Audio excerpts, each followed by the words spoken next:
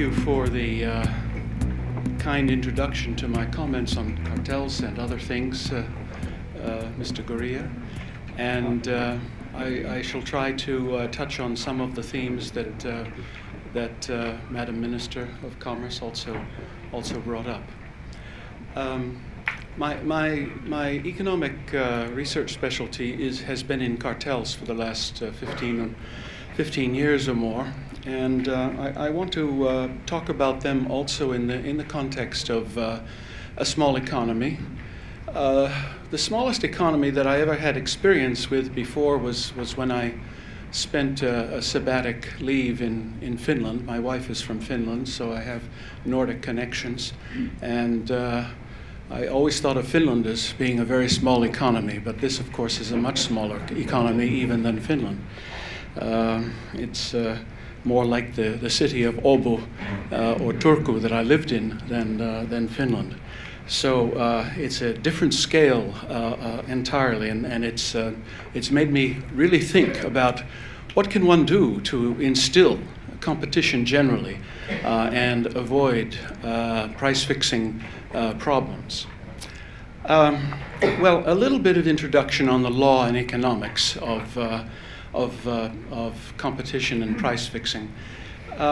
The International Competition Network, fascinating organization, has surveyed its members, and they agree that deterrence is the primary function of antitrust or competition laws. And so what is it? What is it you're trying to deter? Well, you're trying to deter repeated crimes of the same kind by the same violators. This is specific deterrence in legal terms. It's a very difficult standard to achieve, specific deterrence.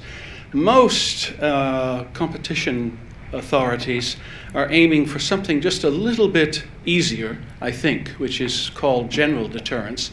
And that is that when you punish firms or individuals, if you have a criminal regime, when you punish them, that they become a bad example for other would-be criminals, other criminals that are thinking of engaging in price fixing. So they'll avoid that crime in the future. Okay? They'll recalculate, they'll recalibrate their benefit cost calculations about should I price fix or should I not price fix? Oh, look at what happened to company X. They really got into trouble. I think perhaps we'll rethink that business model, okay, that strategy. All right, so that's general deterrence. And so that has value too. Holding up a few bad actors perhaps prevents a larger number from potential bad actors from getting into the game of price fixing, the exciting, extraordinary, hidden game of price fixing, the 007 of business crimes. There is disagreement over whether deterrence should be absolute. Should you try to stamp it out completely and absolutely, or should you allow an optimal amount of crime to occur? I'm in the camp that prefers the optimal amount of crime. There ought to be just a little crime because it's too costly. It's too costly for the firms themselves to monitor each and every individual to the extent needed. Every salesperson in your organization, it's too costly, I think, to stamp out every single instance of price fixing in the private sector. Never mind the public sector. Your competition authority would have to have 100 or 200 people instead of the 23 or 24 it does have, in order to really stamp it out completely. So the idea is to have really an optimal amount of price fixing, one that considers the costs to the justice system and the costs to the private monitoring of price fixing by companies themselves. And therefore, a certain amount will occur, but that's okay. Competition law or antitrust enforcement is a very unusual form of industry regulation. Very unusual. First of all, it only considers an extremely narrow range of industries. It's only worried about, number one, oligopolies, that's industries with very small numbers of sellers, usually sellers of homogeneous products, not differentiated products, and they have a reasonably good chance of being competitive. Okay, highly, those are the industries that you want to focus on. You want to be able to bring them back to competitive health if they're not behaving in a reasonably competitive fashion. The idea is to try to develop rules and to develop restraints on conduct within the industry that will allow them to become more competitive, to create rules that make a fair playing field, rules that can be followed and that will allow new players to enter the playing field. That's extremely important, to keep the barriers to entry to new competition very low. So those are one set of industries. So the idea is to reduce what is called multilateral market power, and that usually means at least having 3 good, strong producers or sellers in the industry. When you have less than 3, you really usually have difficult problems, as is indicated by the report of your competition authority to the OECD on the card payment system that I read recently. And you had only two players in the card payment system, and they fought viciously against the entry of a Danish card paying system company, and that's very well documented, and I think not unusual in many countries. Well, then you have the area of monopolies. I'm not going to say as much about this, but we have monopolies in the United States too, and in Europe. Companies like Microsoft and Google, who attained their monopoly status through very, hard work, through monopolies, through perhaps some hard elbows, through pushing out a few firms, and the firms that they couldn't push out, they simply bought. So yeah, there was a little bit of hard business going on there, but by and large, it was through keen innovation. We have to grant them that keen innovation was the basis of their power today. However, once you have attained a monopoly status, the rules change. You can become a bully in the marketplace. And once you become a bully in the marketplace, you need a regulator to tell you when to stop. What are the rules? Okay? It's like 2 fighters in a prize ring. Okay? There are rules on how low you can hit the punch. Okay? There are rules on can you bite off your opponent's ear or not? I mean, it happened once. It wasn't very pretty. All right? Well, people were appalled when that happened. It's against the rules. Well, so too with monopolists. You must have constraints on the behavior of a monopolist against its rivals, and in particular against smaller rivals who are eating away at their market share successfully. So, in addition, markets that are effectively competitive are of no interest to an antitrust authority. If they're working well, fine, leave them alone. If they are also under state price controls, they're typically of no interest to antitrust authorities. So there's a wide range of markets that are of no interest to antitrust authorities, and a narrow band of markets that they focus on. Markets that can be made effectively competitive through conduct, through more competitive conduct of the sellers. Now, the role of import competition is rather important. I think it's probably not recognized that the Commerce Clause in the U.S. Constitution of 1789 probably created the world's first free trade zone. One of the important things in our Constitution is that no state may erect barriers to trade between another state. I live in Indiana, and my governor was appalled by having trains full of garbage brought from New Jersey and dumped in Indiana. And he tried to put a tax on it. I said, we don't want any more. We don't even want to make garbage coming from New Jersey. Well, it went up to the Supreme Court. The Supreme Court said, no, that's a violation of the Commerce Clause. Garbage is product. It's a product. It may be a negative product, but it's a product. So we very strictly enforce any barriers to trade between the states, and we created the first trade zone, and it's just really not an issue that we have completely free trade between the states. So the creation of the European Union, of NAFTA, the North American version, and many other customs unions lowered trade barriers, and there were many other treaties in the late 20th century that did the same thing. This stimulated commerce, and it stimulated competition because it lowered prices, and it weeded out the less efficient firms from the more efficient firms. It was a very great stimulus to competition. It seems to me that the government of Iceland should re-examine some of its import tariffs. Are they protecting industries? Is it simply a way? Is it simply a way of raising revenue, which is valid, of course, because you have to have revenue for state operations, or is it really a way of protecting a number of inefficient, perhaps, firms in the country?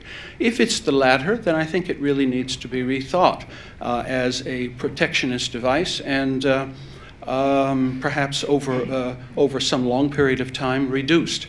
You announce it in advance, and then the firms have chance to adjust to the future low-price regime. Now, one of the problems with import competition is that it really only deals with tradable goods. There's large sectors of economies that do not involve tradable goods. And I mentioned financial services are very largely national in scope, or even subnational in the United States. For many years we had state banking systems, not national banking systems. Construction, at least on smaller scale construction, tends to be very much non-tradable. At least now that all of your Polish workers are gone, I guess it's non-tradable.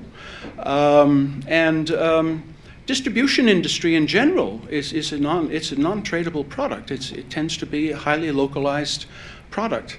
Madam Minister mentioned medical services.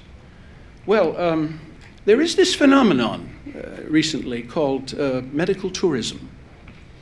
And it turns out that if you don't have the right sort of insurance in the United States, you can be in for $50,000, $100,000, $200,000 for certain kinds of expensive surgery. So people go to Israel, or they go to Thailand and have the surgery done there and come back with an entirely new organ of some sort. And that's medical tourism. Well, I ask you, is Iceland ready for medical tourism? Because that is the test of whether you have a competitive medical services industry. I was out at the Blue Lagoon and heard a story about an attempt to create medical tourism in Iceland that apparently has not yet quite achieved its goals. So that would be an interesting test of whether privatizing perhaps is a good idea. Ultimately, if you have medical tourists coming here, it's a good idea. All right. So this openness is an interesting, as Mr. Gurria said, it's one of the hallmarks of this last 20, 30, 40 years. Actually, openness is probably started at the beginning of the 20th century, and we're just at the late stages of it now. This globalization that's going on through trade initially, and now through many other. Now through labor exchange and so forth. Now, but there's a dark side to globalization that people don't often realize. When barriers dropped, profits vanished for dominant producers, and they became anxious to restore their profitability. And when they found out that there were only 3 or 4 other dominant producers in the rest of the world that had the same problems they did, they got together and they formed international cartels. It was often the reduction in prices caused by the reduction in trade barriers that brought about, that stimulated many international cartels that began forming in the late 1980s, many of them. We didn't have many international cartels from the late 1940s to the mid-1980s, but they started to be formed, and they were first discovered in the early and mid-1990s. This is a relatively new phenomenon after a hiatus for almost 50 years. So we've seen the rise of not just international, but global cartels attempting to fix prices in every part of the world, not necessarily successfully, but they've tried. And so this makes customers or consumers vulnerable to price injuries through importation as well. So the vitamins cartel, one of the famous ones of the 1990s, it inflated the price of vitamins by approximately 35%. I'll be talking a little bit more detail about this at the workshop. But vitamins are absolutely considered a necessary good, not just for consumers, for households, for vitamin fortification, but it's used in food, of course. Many kinds of food are fortified with it, and for animal production as well. So those prices went up on average about 35%. Very interestingly, the countries that had active antitrust authorities did not suffer as much as those that did not have active antitrust authorities. Very good economic research on this, okay? So the poorest countries, like Thailand or Malaysia, had higher import price effects from the vitamins industry during the cartel period than did countries like Iceland, probably, according to the predictions of the model. Interesting. So your competition authority has effects that it even doesn't know about, I'm sure. There you are. I hope I can teach everybody here something. All right, so global cartels try to make monopoly profits in every part of the world in which they fix prices. The problem with this is that because they make profits in every part of the world, even though they are punished, let's say in North America and in the European Union, which they typically are, what about all those profits they made in Latin America and in Asia and in other parts of the world? Well, they get to keep all those profits, don't they? So that's what makes global cartels so much fun and profit, because they get to keep the profits in the rest of the world. Well, the new, smaller antitrust authorities in other parts of the world are really coming up and doing their best. Brazil, magnificent improvements there. Mexico also. South Africa, amazing progress in South Africa. Rest of Africa, can't point to very many good antitrust authorities there. But it's happening in the rest of the world. But right now, global cartels are still profitable, even though they get caught and heavily punished in North America and Western Europe. So the lesson is the benefits outweigh the costs. Even if you get caught, crime pays. Why not do it? Your stockholders will be happy. What is the role of competition authorities then? Well, first, to develop successful methods of detecting these secret price fixing and bid rigging operations. Hard to do, they're secret, they're hidden. The price fixers know they're being watched. They do everything they can to hide their activities.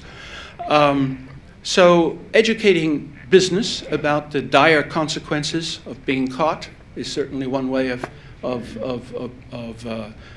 certainly an important function of antitrust or competition law authorities, and certainly educating government units about it, because government units are often the victims of bid rigging. Bid rigging is often directed at government units, and so educating the purchasing agents for various parts of government, particularly the building trades, is very, very important. Leniency programs have been very successful around the world.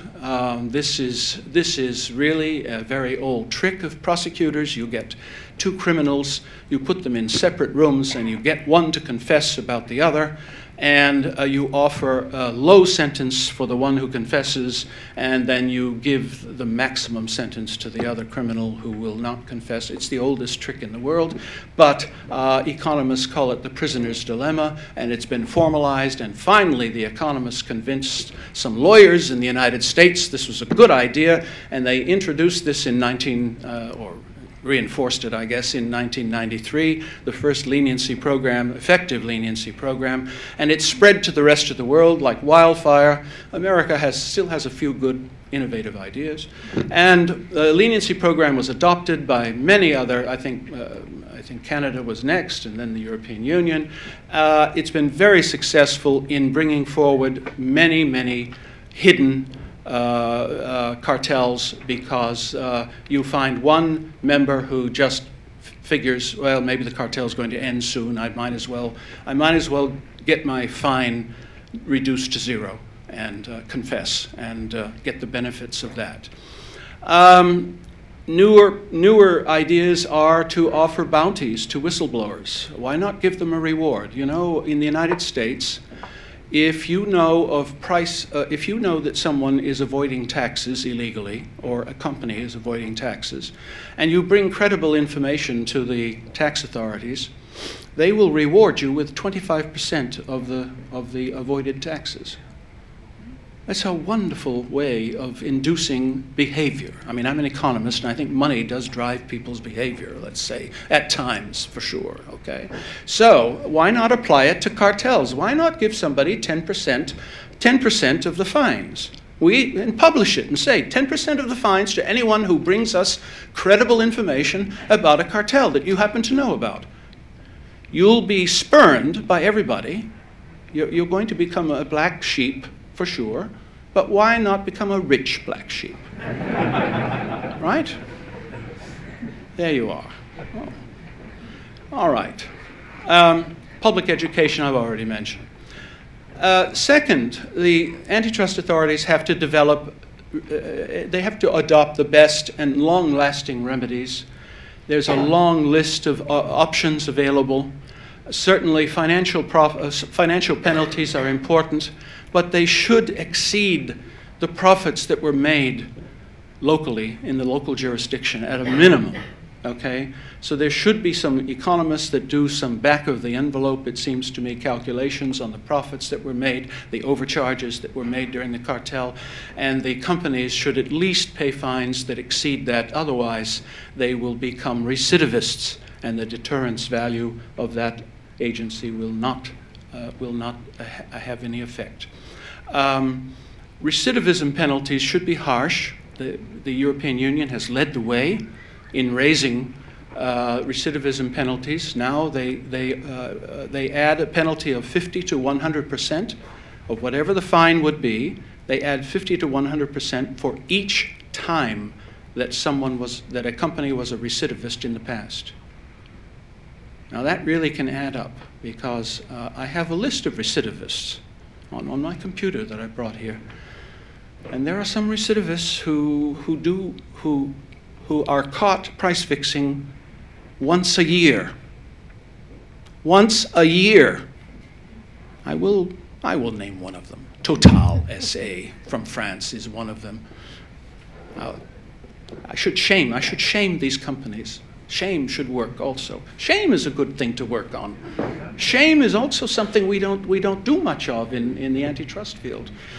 I think we're probably afraid of the blowback from the business community, so we don't do it. But anyway, I'm not worried because I'm retired. So, all right. Criminalization, I believe that there is some, I believe that horizontal price fixing in Iceland is at least partially criminal activity. It is criminal activity in 5 or 6 European countries, the United States, and Canada, and Israel, and Japan. So around the world, South Korea.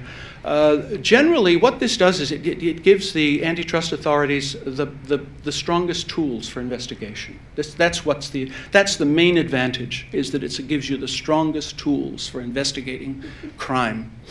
Okay. It also can give you the tool of imprisoning the most egregious examples of it. In the United States, we're firm believer that that works. I have some doubts. I've written about whether that really is the case, but nevertheless, there are many people in the United States that think imprisonment is the best solution, long-term solution to price fixing. All right.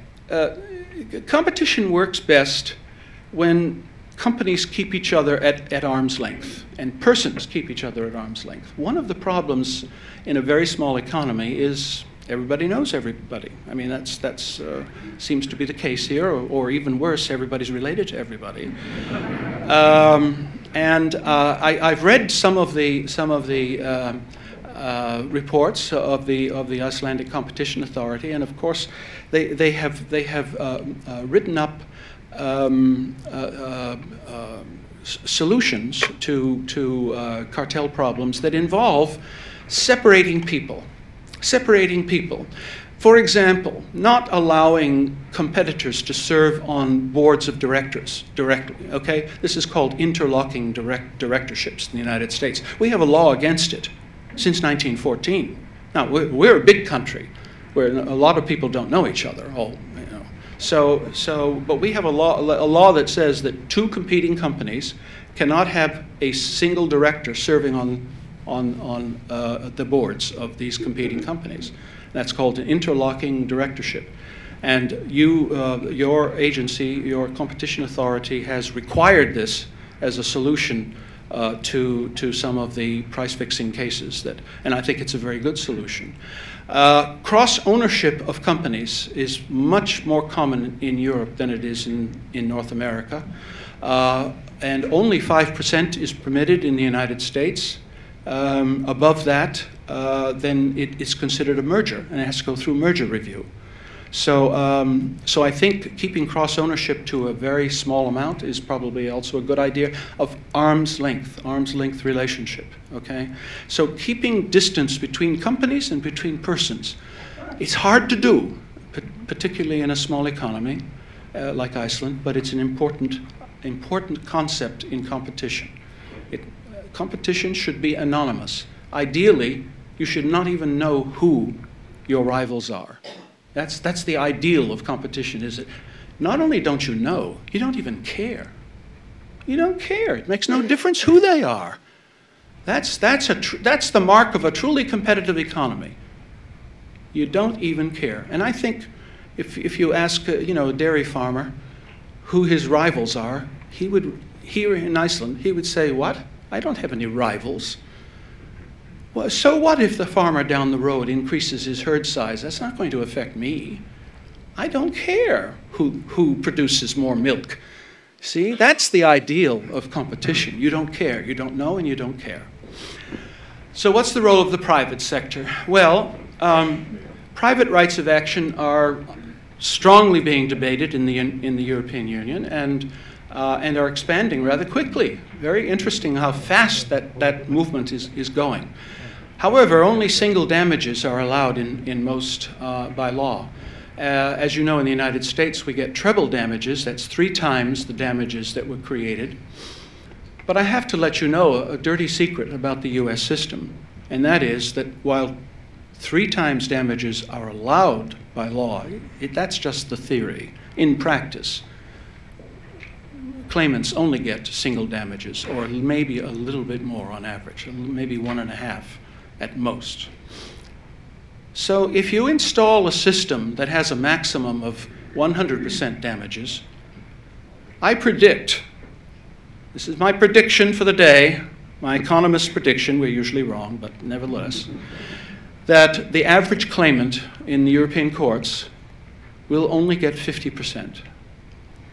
And in fact, I have some empirical evidence of that. I happen to have worked on a Danish case, one of the very first case in Denmark involving private litigation. And indeed, the claimants only got 50% of the damages. And I was on the defense side, so I'm revealing something. I mean, I know that they should have gotten more, but and I'm not going to say what case it was. You have to do your research on that. All right. Now, another thing that companies can do is to have antitrust training within the company. Honestly, I don't think these things work very well, to be honest. They work sometimes if you have a general counsel who's really committed to effective antitrust counseling and understands the law. Possibly it can work, but in general, it doesn't seem to be an important factor in the outcome of competition. However, it does work in a few cases. Citizens, antitrust authorities can help, but the concept of antitrust or competition is vague in most people's minds. I sat next to an engineer from Cambridge on my way here, and he asked what I was coming here to do, and a very well-educated young man. I said, I'm going to be talking at the invitation of the Competition Authority. And he says, oh, what do? Do they regulate sports? So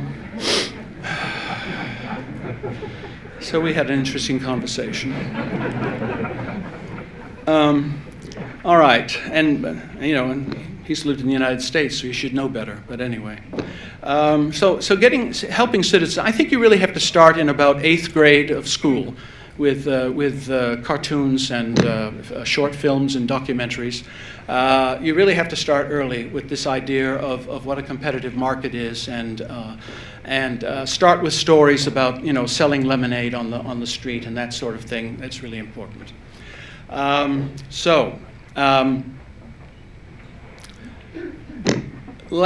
Next to last slide. I worry about the future. We're supposed to think about the future here. I have nightmares about what the future is going to be for cartelization in the future. For one thing, I collect data on cartels, and unfortunately, I keep finding more and more cartels every year. Every year, the number of cartels per year keeps going up. Oh dear. Does that mean that more are being formed every year? That's sort of depressing, that we have more and more cartels, that it's become a popular business model, and oh dear, that bothers me. The injuries that are being found, the overcharges that are being found from some of these cartels, new types of cartels also, the fixing of the LIBOR or Euribor rates, what an enormous cartel that was. Now, in tiny print, you're not supposed to be able to read it because it's it's secret information. I have a preliminary estimate on how much the overcharges are on this. It's about $59 trillion. If the European Commission ever collects this in the form of penalties, then the citizens of the European Union will not have to pay taxes for about 20 years. But then they'll also have no banking system. So I don't know what you do with this information. Recidivism is rising. Every year I collect information on who gets penalized, and the numbers of recidivists keeps going up. Now, it's something of a mathematical certainty that they'll go up, but nevertheless, most of them are large multinational manufacturing firms like Total, SA, which I hope does not operate in this country. Now, maybe 2 or 3 times it's an accident that it happens. Okay, you have lack of control over your salespeople, and they get together and fix prices you didn't know about it. It's a rogue employee. We hear those arguments. But 20 or 30 times it's a disease of some sort. You have to do something about this recidivism disease. And research that I've done, I'll talk more about at the workshop, we looked at all of the cartels that have been penalized in the United States in the last 25 years, and my colleague and I found that out of 75 that we had good data for, only 73 out of 75 of the penalties that were imposed on them were suboptimal. That means that 2 were perhaps optimal and 73 were suboptimal. Now, this is in the jurisdiction that has the justified reputation of having the highest penalties on cartels. And I'm talking about not just the public fines, but the huge private penalties that are paid by companies, plus the incarceration of their executives. And we put a monetary value on that, $6 million a year. We thought that was generous for being in jail. Wouldn't you accept $6 million to go to jail? I think so. Most of us would. Anyway. All right. Well, that's my nightmares. Now, how about my dreams? I'll try to end on a positive note. Rates of cartel detection are rising every year. Oh, didn't I say that before? Yes, I did. Oh, but that might mean that simply more of them are being caught. There's a thought. Maybe there's just a constant number of cartels out there. We really don't know. And we're simply catching more of them because there's more really good antitrust authorities out there that we didn't have 15 or 20 years ago. And they're simply catching more of them. That's a great thought. All right. So there's a lot of active prosecution going on. Monetary penalties are going up. We passed the $100 billion threshold last year, a big benchmark year for penalties. Not bad, $100 billion. I think we'll reach $200 billion in maybe 7 years at the rate we're going. Criminalization is under active consideration in many jurisdictions, a good sign. Whistleblower penalties are in place and they're working. Whistleblowers are coming forward and telling about cartel price fixing that the authorities would never have found out about otherwise.